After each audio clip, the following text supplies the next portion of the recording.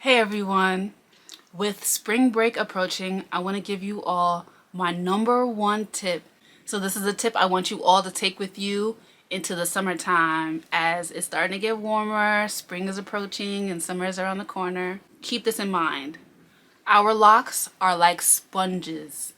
So it's going to hold on to whatever water it comes into contact with. So my #1 tip to quell the potentially harmful effects that chlorine may have in your hair is to saturate your hair with water prior to getting into the pool. And I mean clean water, pure water. So while your hair has already absorbed the pure water and then you get into the pool, your hair is going to absorb less of the pool water because it's holding on to the plain pure water. And if you want to go the extra mile, you can saturate your hair with conditioner water or a leave-in conditioner. That's an additional protective measure for your hair. And of course, after you get out the pool, make sure you rinse your hair thoroughly.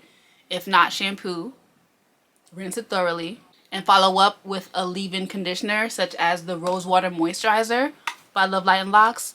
This has amazing reviews. Check them out. It's also something you want to keep handy when you are out in the sun for extended amount of time. As you know, the sun can definitely dry out your hair, making it feel brittle. So it's really important that at this time you don't neglect the moisture in your hair. And as you just saw, with one single spray, you get a really large mist. So that makes it easier to distribute throughout your hair entirely. So stay safe this spring break, stay safe throughout the summertime, and keep your hair protected, all right? As usual, you can get the Light Locs Rose Water Moisturizer along with all of our lock maintenance and styling products and hair growth products at KeishaCharmaine.com. All links down below. Thank you so much for watching. Light Locs.